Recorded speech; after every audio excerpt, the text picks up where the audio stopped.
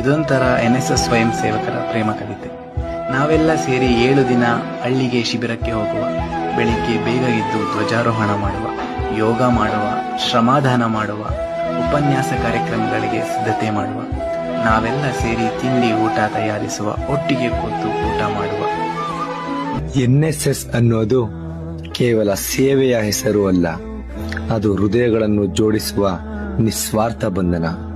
ಅಲ್ಲಿ ಹುಟ್ಟುವ ಸಂಬಂಧಗಳು ರಕ್ತ ಸಂಬಂಧಗಳಿಗಿಂತಲೂ ಗಾಢವಾಗಿರುತ್ತದೆ, ಏಕೆಂದರೆ ಅವು ಸ್ವಾರ್ಥವಿಲ್ಲದ ಸ್ನೇಹದಿಂದ ಬೆಳೆದಿರುತ್ತವೆ. ಒಟ್ಟಿಗೆ ಮಣ್ಣು ತೋಡುವಾಗ, ಒಟ್ಟಿಗೆ ಊರಿನ ಜನರಿಗೆ ಸಹಾಯ ಮಾಡುವಾಗ, ನಮ್ಮ ನಗು ಕಷ್ಟಗಳನ್ನು ಹಂಚಿಕೊಂಡು ಅದೇ ಕ್ಷಣಗಳಲ್ಲಿ ಸಂಬಂಧಗಳು ಬೇರೂರಿ ಬೆಳೆದವು. ಇಂದು ಎಲ್ಲರೂ ತಮ್ಮ ತಮ್ಮ ದಾರಿಗೆ ಹೋಗಿಬಿಟ್ಟರು. ಆ ದಿನಗಳ ನೆನಪು ಹೃದಯವನ್ನು ಮುರಿಯುತ್ತದೆ. ಒಮ್ಮೆ ಕರೆ ಮಾಡಿದರೆ ಸಾಕು, ಆ ಹಳೆಯ ಸ್ನೇಹದ ಸಿಹಿ ಮತ್ತೆ ಕಣ್ಣೀರು ತರಿಸುತ್ತದೆ. NSS ನಮ್ಮನ್ನು ಬೇರ್ಪಡಿಸಬಹುದು,